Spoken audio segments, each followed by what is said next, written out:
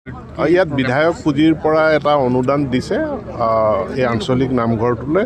তাৰ আধাৰশিলা মই স্থাপন কৰিলোঁ আৰু ধেমাজিৰ কাৰণে খুব ভাল খবৰ যে অহা বছৰ শ্ৰীমন্ত শংকৰ সংঘৰ অধিৱেশন জোনাই সমষ্টিত অনুষ্ঠিত হ'ব। ইয়াৰ ধেমাজি জিলাত ইয়াৰ আগতে ধেমাজি নগৰত অনুষ্ঠিত হৈ গৈছে, অৰ্থাৎ ধেমাজি সমষ্টিত অনুষ্ঠিত হৈ গৈছে। এইবাৰ জোনাই সমষ্টিত অনুষ্ঠিত হ'ব আৰু ইয়াত তেওঁলোকে সমষ্টিটোৰ ভিতৰত এক উপযুক্ত স্থান নিৰ্বাচন কৰিব এইকেইদিনতে। আৰু আমাৰ ফালৰ পৰা সকলো ধৰণৰ সহায় সহযোগিতা থাকিব।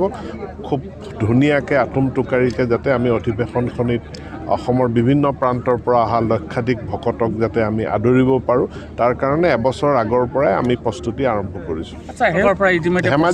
ধেমাজিত বুলিয়ে নহয়, ধেমাজি জিলাত কিমান আছে এতিয়ালৈকে? কিমান আছে মই সংখ্যাটো নাজানো, যিমানেই নাথাকক।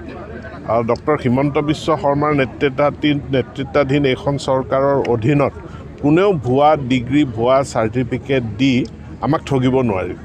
গতিকে এই সকলোখিনিৰ বিৰুদ্ধে তৎকালীনভাৱে ব্যৱস্থা গ্ৰহণ কৰিব। পুলিচে বৰ্তমান তদন্ত চলাই আছে আৰু কিমান আছে তো সকলো ধৰা পৰিব। যিসকল সেই জনগোষ্ঠীটোৰ ইচ্ছাৰ ওপৰত নিৰ্ভৰ কৰিব, সেই জনগোষ্ঠীটোৰ বা সেই গাঁওসমূহৰ ৰাইজে যিটো বিচাৰে যে আমি প্ৰাথমিক শিক্ষা মাতৃভাষাৰ জৰিয়তে হ'ব লাগে, আমি তাত শিক্ষা প্ৰদান কৰিবলৈ ক্লাছ 5লৈকে প্ৰদান কৰিবলৈ আৰু ক্লাছ 5ৰ পাছত তাক আঞ্চলিক ভাষালৈকে উন্নীত কৰিবৰ কাৰণে আমি ব্যৱস্থা গ্ৰহণ কৰিছোঁ ইতিমধ্যে।